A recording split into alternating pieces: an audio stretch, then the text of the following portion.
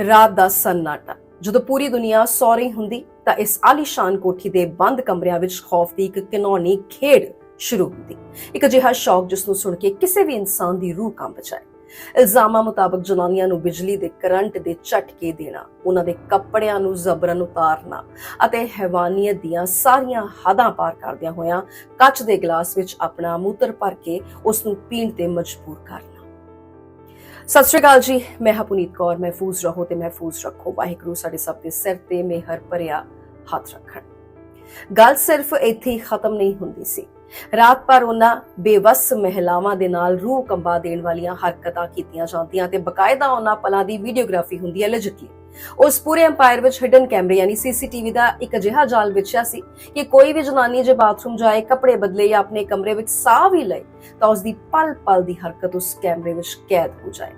ਪਰ ਜਿਵੇਂ ਹੀ ਸਵੇਰ ਦੀ ਪਹਿਲੀ ਕਿਰਨ ਇਸ ਆਲੀਸ਼ਾਨ ਬੰਗਲੇ ਤੇ ਪੈਂਦੀ, ਰਾਤ ਦਾ ਉਹ ਭੇੜੀਆ ਅਚਾਨਕ ਇੱਕ ਰੱਬ ਦਾ ਰੂਪ ਅਖਤਿਆਰ ਕਰ ਲੈਂਦਾ। ਸਾਹਮਣੇ ਹਜ਼ਾਰਾਂ ਦੀ ਅੰਨੇ ਭਗਤਾਂ ਦੀ ਭੀੜ, ਜਿਸ ਵਿੱਚ ਸੈਂਕੜੇ ਜਨਾਨੀਆਂ, ਮਾਸੂਮ ਜਵਾਕੜੀਆਂ ਅਤੇ ਪਰਿਵਾਰ ਦੇ ਲੋਕ ਅੱਖਾਂ ਬੰਦ ਕਰਕੇ ਬੈਠੇ ਹੁੰਦੇ। ਉਹ ਮੰਚ ਤੇ ਬਹਿੰਦਾ, ਸਤਸੰਗ ਸ਼ੁਰੂ ਹੁੰਦਾ ਅਤੇ ਮੂੰਹ ਤੋਂ ਪ੍ਰਵਚਨਾਂ ਦੀ ਗੰਗਾ ਵਹਿਣ ਲੱਗਦੀ। ਤਾਂ ਹੀ ਭੀੜ ਵਿੱਚੋਂ ਕਿਸੇ ਇੱਕ ਮਾਸੂਮ ਨੂੰ ਸ਼ਿਕਾਰ ਦੇ ਲਈ ਚੁਣਿਆ ਜਾਂਦਾ। ਉਸ ਨੂੰ ਬਹਿਲਾ ਫਸਲਾ ਕੇ ਆਸ਼ੀਰਵਾਦ ਦੇ ਬਹਾਨੇ ਇਸੇ ਆਲੀਸ਼ਾਨ ਕੋਠੀ ਦੇ ਅੰਦਰ ਲਿਜਾਇਆ ਜਾਂਦਾ ਹੈ। ਲਿਜਟਲੀ ਅੰਦਰ ਕਦਮ ਰੱਖਦਿਆਂ ਹੀ ਉਹ ਪਖੰਡੀ ਆਪਣੀ ਅਸਲੀਅਤ ਤੇ ਉਤਰ ਆਉਂਦਾ ਤੇ ਕਹਿੰਦਾ, मैं साक्षात ईश्वर का अवतार हूँ, जैसे कहता हूँ वैसा करती जाओ।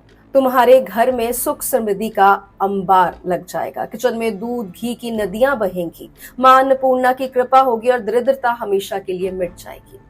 पर इस कथित आशीर्वाद ਦੇ ਬਦਲੇ ਉਹ ਰੱਬ ਦਾ ਮੁਖੌਟਾ ਪਾ ਕੇ ਸ਼ੈਤਾਨ ਅਜਿਹੀਆਂ ਘਿਨੌਣੀਆਂ ਮੰਗਾਂ ਰੱਖਦਾ ਸੀ ਜਿਸ ਨੂੰ ਕੋਈ ਆਮ ਇਨਸਾਨ ਸੋਚ ਵੀ ਨਹੀਂ ਸਕਦਾ। ਆਖਿਰ ਕੀ ਵਜ੍ਹਾ ਸੀ ਕਿ ਜਨਾਨੀਆਂ ਬਿਨਾਂ ਕਿਸੇ ਵਿਰੋਧ ਦੇ, ਬਿਨਾਂ ਕਿਸੇ ਡਰ ਦੇ ਉਸਦੇ ਇਸ਼ਾਰਿਆਂ ਤੇ ਨੱਚਣ ਲੱਗਦੀਆਂ ਸਨ। ਜਾਂਚ ਵਿੱਚ ਇੱਕ ਚੁਕਾਉਣ ਵਾਲਾ ਸੱਚ ਸਾਹਮਣੇ ਆਇਆ। ਹਿਪਨੋਟਿਜ਼ਮ ਦੀ ਉਹ ਕਾਲੀ ਹਰਕਤ ਉਹ ਜਨਾਨੀਆਂ ਦੇ ਦਿਮਾਗ ਨੂੰ ਇਸ ਕਦਰ ਸੁੰਨ ਕਰ ਦਿੰਦਾ ਸੀ ਕਿ ਉਹਨਾਂ ਦਾ ਖੁਦ ਦੇ ਸਰੀਰ ਤੋਂ ਕੰਟਰੋਲ ਗਵਾਚ ਜਾਂਦਾ ਸੀ। ਜਦੋਂ ਹਿਪਨੋਟਿਜ਼ਮ ਦਾ ਉਹ ਕਾਲਾ ਜਾਦੂ ਟੁੱਟਦਾ ਤਾਂ ਉਹਨਾਂ ਜਨਾਨੀਆਂ ਨੂੰ ਅਹਿਸਾਸ ਹੁੰਦਾ ਕਿ ਉਹਨਾਂ ਦੇ ਨਾਲ ਕਿੰਨੀ ਵੱਡੀ ਗੰਦਗੀ ਹੋ ਚੁੱਕੀ ਹੈ। ਉਹ ਖੁਦ ਨੂੰ ਰੋਕਣਾ ਚਾਹੁੰਦੀਆਂ ਸਨ, ਚੀਕਣਾ ਚਾਹੁੰਦੀਆਂ ਸਨ, ਪਰ ਮਨੋਂ ਕੋਈ ਅਦ੍ਰਿਸ਼ ਤਾਕਤ ਉਹਨਾਂ ਦੇ ਹੱਥ ਪੈਰ ਬੰਨ੍ਹ ਦਿੰਦੀ ਸੀ। ਉਹ ਚਾਹ ਕੇ ਵੀ ਖੁਦ ਨੂੰ ਉਸ ਦਰਿੰਦੇ ਦੇ ਕਰੀਬ ਜਾਣ ਤੋਂ ਨਹੀਂ ਰੋਕ ਪਾਉਂਦੀਆਂ ਸਨ। ਪਰ ਪਾਪ ਦਾ ਘੜਾ ਇੱਕ ਨਾ ਇੱਕ ਦਿਨ ਭਰਦਾ ਜ਼ਰੂਰ ਹੈ। ਜਦੋਂ ਇਸ ਗੱਲ ਦਾ ਖੁਲਾਸਾ ਹੋਇਆ ਕਿ ਇਹ ਤਥਾ ਕਥਿਤ ਭਗਵਾਨ ਔਰਤਾਂ ਨੂੰ ਆਪਣਾ ਮੂਤਰ ਪਿਲਾਉਂਦਾ ਹੈ ਤਾਂ ਇਸ ਖੌਫਨਾਕ ਨੈਕਸਸ ਦੀਆਂ ਦੀਵਾਰਾਂ ਦਰਕਣ ਲੱਗੀਆਂ। ਸੋਚੋ ਕਿਸ ਕਦਰ ਬਿਮਾਰ ਅਤੇ ਘਿਨੌਣੀ ਮਾਨਸਿਕਤਾ ਰਹੀ ਹੋਏਗੀ ਉਸ ਸ਼ਖਸ ਦੀ ਜੋ ਦਿਨ ਦੇ ਉਜਾਲੇ ਵਿੱਚ ਪੂਜਨੀय ਸੀ ਤੇ ਰਾਤ ਦੇ ਹਨੇਰੇ ਵਿੱਚ ਇੱਕ ਭੁੱਖਾ ਦਰਿੰਦਾ। ਆਧੁਨਿਕ ਗੁਰੂਕੁਲ ਦੀ ਆੜ ਵਿੱਚ ਔਰਤਾਂ ਦੇ ਨਾਲ ਜ਼ਬਰਦਸਤੀ ਦੀ ਵੀਡੀਓ ਬਣਾਉਣ ਵਾਲੇ ਇਸ ਭਗਵਾਨ ਬਣੇ ਦਾ ਸਾਮਰਾਜ ਦੇਸ਼ ਦੇ ਹਰ ਕੋਨੇ ਵਿੱਚ ਫੈਲਿਆ। ਕਰੋੜਾਂ ਦੀ ਦੌਲਤ ਅਤੇ ਰਸੂਖ, ਇਸ ਤੇ ਗੱਲ ਕਰਨੀ, ਇਸ ਦੀ ਪੋਲ ਖੋਲਣੀ ਬੇहद ਜ਼ਰੂਰੀ ਹੈ। ਇਦਾਂ ਥੋੜੀ ਕਿ ਪੰਜਾਬ ਤੋਂ ਇੱਥੇ ਲੋਕ ਨਹੀਂ ਪਹੁੰਚਦੇ ਹੋਣੇ। ਜਿੱਥੋਂ ਕੰਮ ਹੋਣ ਦੀ ਗਾਰੰਟੀ ਮਿਲਦੀ ਹੈ, ਲੋਕ ਕਿਤੇ ਵੀ ਪਹੁੰਚ ਜਾਂਦੇ ਨੇ, ਫਿਰ ਭੁਗਤਣਾ ਭਾਵੇਂ ਕੁਝ ਵੀ ਪਏ। ਮਹਾਰਾਸ਼ਟਰ ਦੇ ਪੁਣੇ ਵਿੱਚ ਸਥਿਤ ਹੈ ਕਰੋੜਾਂ ਦੀ ਲਾਗਤ ਨਾਲ ਬਣਿਆ ਇਹਨਾਂ ਦਾ ਆਲੀਸ਼ਾਨ ਬੰਗਲਾ।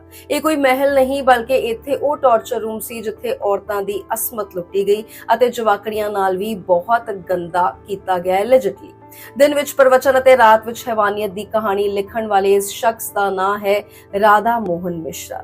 ਇੱਕ ਅਜਿਹਾ ਬਹਿਰੂਪੀਆ ਜਿਸਨੇ ਆਸਥਾ ਦੇ ਨਾਂ ਤੇ ਪਿਛਲੇ 15 ਤੋਂ 16 ਸਾਲਾਂ ਤੱਕ ਮਹਿਲਾਵਾਂ ਨੂੰ ਆਪਣੀਆਂ ਉਂਗਲਾਂ ਤੇ ਨਚਾਇਆ ਅਤੇ ਉਹਨਾਂ ਨੂੰ ਭਨਕ ਤੱਕ ਨਹੀਂ ਲੱਗਣ ਦਿੱਤੀ ਕਿ ਉਹ ਕਿਸ ਡੂੰਗੀ ਦਲਦਲ ਵਿੱਚ ਧੱਸਦੀਆਂ ਜਾ ਰਹੀਆਂ ਨੇ। ਉਸ ਬਾਰੇ ਵੀ ਦੱਸੂਗੀ ਜਦੋਂ ਇਸ ਦੀ ਪੋਲ ਖੁੱਲ ਗਈ ਤੇ ਸਭ ਨੂੰ ਪਤਾ ਲੱਗ ਗਿਆ। ਕਿਵੇਂ? ਸਭ ਦੱਸੂਗੀ। ਇਹ ਸਿਰਫ ਇੱਕ ਬੰਗਲਾ ਨਹੀਂ ਬਲਕਿ ਕਈ ਏਕੜ ਵਿੱਚ ਫੈਲੀ ਇੱਕ ਅਜਿਹੀ ਪ੍ਰਾਪਰਟੀ ਸੀ ਜੋ ਕਿਲੇ ਵਰਗੀ ਲੱਗਦੀ ਸੀ। ਪੂਰੀ ਜ਼ਮੀਨ ਅਲੱਗ-ਅਲੱਗ ਟੁਕੜਿਆਂ ਵਿੱਚ ਵੰਡੀ ਹੋਈ ਹੈ ਜਿੱਥੇ ਛੋਟੇ-ਛੋਟੇ ਰਹੱਸਮਈ ਕਮਰੇ ਬਣੇ ਹੋਏ ਨੇ। ਇਸ ਕਿਲੇ ਦਾ ਸਭ ਤੋਂ ਵੱਡਾ ਤੇ ਚੁਕਾਉਣ ਵਾਲਾ ਰਾਜ਼ ਛੁਪਿਆ ਸੀ ਇਸ ਦੇ ਐਂਟਰੀ ਗੇਟ ਦੇ ਠੀਕ ਸਾਹਮਣੇ।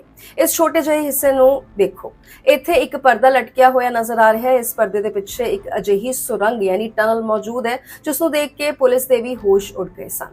ਇਸ ਬਹਿਰੂਪੀਏ ਨੂੰ ਚੰਗੀ ਤਰ੍ਹਾਂ ਪਤਾ ਸੀ ਕਿ ਬੰਦ ਕਮਰਿਆਂ ਵਿੱਚ ਅੱਧੀ ਰਾਤ ਨੂੰ ਜੋ ਗੁਨਾਹ ਕਰ ਰਿਹਾ ਹੈ ਉਸ ਦੀ ਭਨਕ ਕਦੀ ਨਾ ਕਦੀ ਕਾਨੂੰਨ ਨੂੰ ਜ਼ਰੂਰ ਲੱਗੇਗੀ।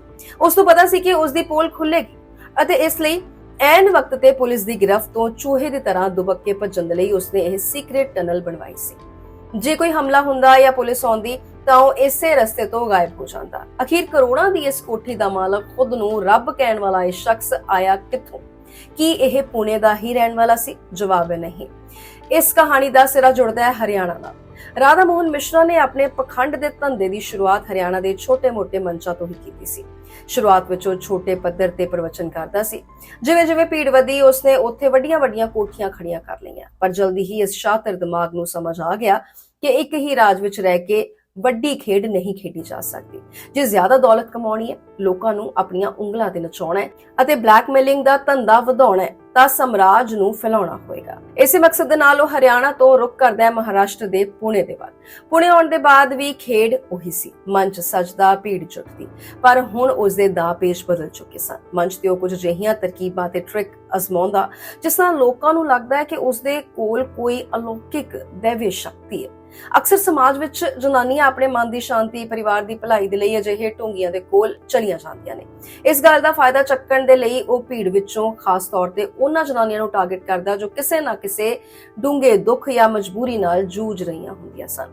ਉਹ ਮੰਚ ਤੋਂ ਚਲਾਉਂਦਾ, मैं तुम्हारे सारे कष्ट हर लूंगा, अगर सास से अनबन है, पति से नाराजगी है या घर में कलेश है तो मेरे पास आओ, मेरा सीधा संपर्क साक्षात ईश्वर से है।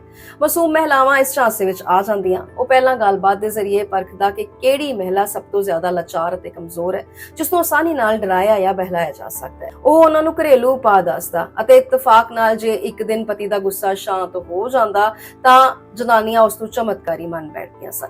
ਪਰ ਉਹ ਇਸ ਗੱਲ ਤੋਂ ਪੂਰੀ ਤਰ੍ਹਾਂ ਅਣਜਾਣ ਸੀ ਕਿ ਇਹ ਚਮਤਕਾਰ ਨਹੀਂ, ਬਲਕਿ ਉਹਨਾਂ ਦੇ ਨਾਲ ਹੋਣ ਵਾਲੀ ਇੱਕ ਬਹੁਤ ਵੱਡੀ ਦਰਿੰਦਗੀ ਦੀ ਖੌਫਨਾਕ ਸ਼ੁਰੂਆਤ ਸੀ।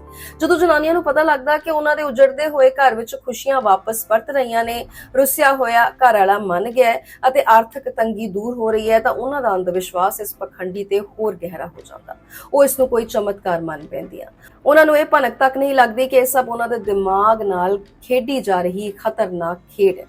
ਜਿਵੇਂ ਹੀ ਉਹਨਾਂ ਜਨਾਨੀਆਂ ਦੀ ਜ਼ਿੰਦਗੀ ਵਿੱਚ ਕੋਈ ਅਗਲੀ ਮੁਸੀਬਤ ਆਉਂਦੀ, ਉਹ ਦੌੜ ਕੇ ਫਿਰ ਇਸ ਬਾਬਾ ਦੀ ਸ਼ਰਨ ਵਿੱਚ ਪਹੁੰਚਦੀਆਂ। ਬਾਬਾ ਜੀ ਰਕਸ਼ਾ ਕੀਜੀਏ, ਫਿਰ ਤੋਂ ਕੋਈ ਅਨਹੋਣੀ ਹੋਣ ਵਾਲੀ ਹੈ। ਬਸ ਇਸੇ ਪਲ ਦਾ ਇਸ ਦਰਿੰਦੇ ਨੂੰ ਇੰਤਜ਼ਾਰ ਰਹਿੰਦਾ ਸੀ, ਕਿਉਂਕਿ ਉਹ ਜਾਣਦਾ ਸੀ ਕਿ ਸਿਰਫ ਪ੍ਰਵਚਨ ਦੇ ਕੇ ਅਤੇ ਰੱਬ ਬਣ ਕੇ ਤਾਂ ਉਮਰ ਇੰਨੀ ਔਕਾਤ ਦੌਲਤ ਨਹੀਂ ਕਮਾਈ ਜਾ ਸਕਦੀ। ਹੁਣ ਵਕਤ ਸੀ ਸਭ ਤੋਂ ਖੌਫਨਾਕ ਅਤੇ ਘਿਨੌਣੇ ਪਲਾਨ ਦੇ ਐਕਟਿਵ ਹੋਣ ਦਾ।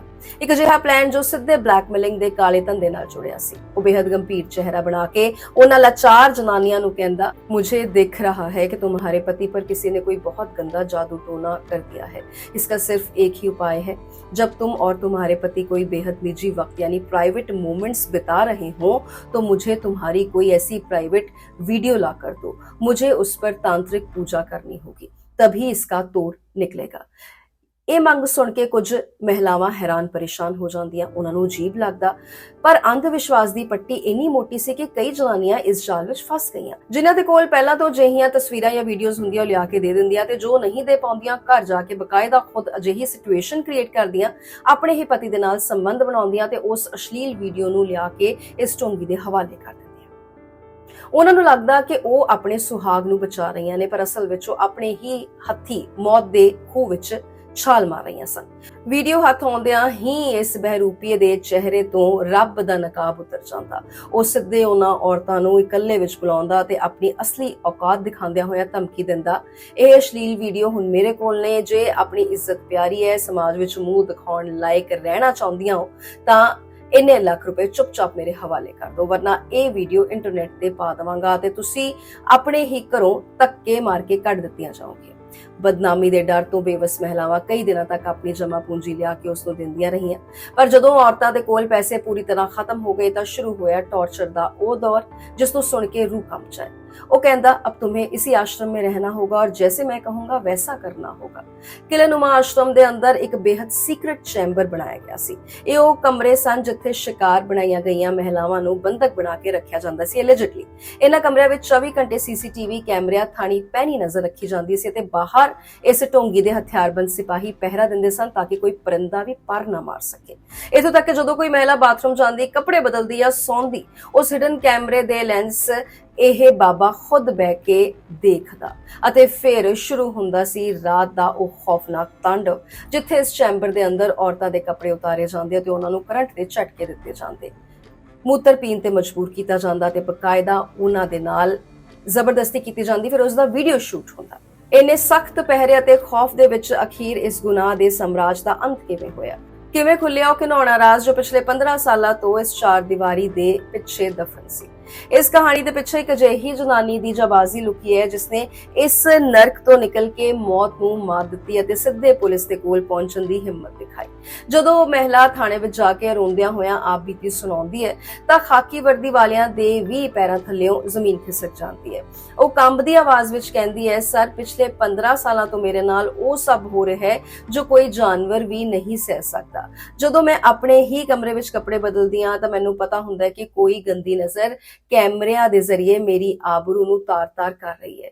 ਉਹ ਕੋਈ ਹੋਰ ਨਹੀਂ, ਉਹੀ ਬਾਬਾ ਹੈ ਜੋ ਬਾਹਰ ਸਫੇਦ ਕੁਰਤਾ ਪਾ ਕੇ ਦੁਨੀਆ ਨੂੰ ਗਿਆਨ ਵੰਡਦਾ ਹੈ। ਉਸਨੇ ਬਾਥਰੂਮ ਤੋਂ ਲੈ ਕੇ ਹਰ ਕੋਨੇ ਵਿੱਚ ਕੈਮਰੇ ਲੁਕਾ ਰੱਖੇ ਨੇ ਅਤੇ ਸਰ ਜੇ ਪੁਲਿਸ ਉਸ ਨੂੰ ਫੜਨ ਜਾਏਗੀ ਤਾਂ ਉਸਨੇ ਥੱਲੇ ਚੂਹੇ ਦੀ ਤਰ੍ਹਾਂ ਭੱਜਣ ਦੇ ਲਈ ਇੱਕ ਸੀਕ੍ਰੇਟ ਸੁਰੰਗ ਵੀ ਬਣਾ ਰੱਖੀ ਹੈ। ਇਸ ਹੈਰਾਨ ਕਰਨ ਦੇਣ ਵਾਲੇ ਖੁਲਾਸੇ ਦੇ ਬਾਅਦ ਜਦੋਂ ਪੁਲਿਸ ਵੱਲ ਇਸ ਆਲੀਸ਼ਾਨ ਆਸ਼ਰਮ ਤੇ ਧਾਵਾ ਬੋਲਦਾ ਹੈ ਤਾਂ ਪੁਲਿਸ ਨੂੰ ਉੱਥੋਂ ਕੀ ਮਿਲਦਾ ਹੈ? ਕੀ ਉਹ ਢੋਂਗੀ ਉਸ ਸੁਰੰਗ ਤੋਂ ਭੱਜਣ ਵਿੱਚ ਕਾਮਯਾਬ ਰਿਹਾ ਜਾਂ ਫੜਿਆ ਗਿਆ? ਲੌਬੀ ਵਿੱਚ ਲੱਗੇ ਕੈਮਰੇ ਅਤੇ ਅੱਧੀ ਰਾਤ ਦਾ ਉਹ ਖੌਫਨਾਕ ਬੁਲਾਵਾ। ਜਦੋਂ ਵੀ ਉਸ ਵਹਿਸ਼ੀ ਦਾ ਮਨ ਕਰਦਾ ਉਹ ਪੀੜਤ ਨੂੰ ਆਪਣੇ ਕੋਲ ਬੁਲਾਉਂਦਾ। ਜੇ ਕੋਈ ਮਹਿਲਾ ਉਸ ਦੀ ਕਾਨੂੰਨੀ ਸ਼ਰਤ ਨੂੰ ਮੰਨਣ ਤੋਂ ਇਨਕਾਰ ਕਰਦੀ ਤਾਂ ਉਸ ਦੇ ਹਿੱਸੇ ਆਉਂਦੀ ਬੇਰਹਿਮ ਕੁੱਟਮਾਰ। ਪਰ ਉਸ ਪੀੜਤਾ ਨੇ ਪੁਲਿਸ ਨੂੰ ਜੋ ਸਭ ਤੋਂ ਖੌਫਨਾਕ ਸੱਚ ਦੱਸਿਆ ਉਹ ਸੀ ਬਾਬਾ ਦਾ ਇੱਕ ਸਾਈਕੋਪੈਥਿਕ ਸ਼ੌਕ। ਹਰ ਵਾਰ ਦਰਿੰਦਗੀ ਕਰਨ ਦੇ ਬਾਅਦ ਉਹ ਜ਼ਬਰਨ ਉਹਨਾਂ ਮਹਿਲਾਵਾਂ ਨੂੰ ਆਪਣਾ ਮੂਤਰ ਪਿਲਾਉਂਦਾ ਸ਼ੀਸ਼ੇ ਦੇ ਗਲਾਸ 'ਚ।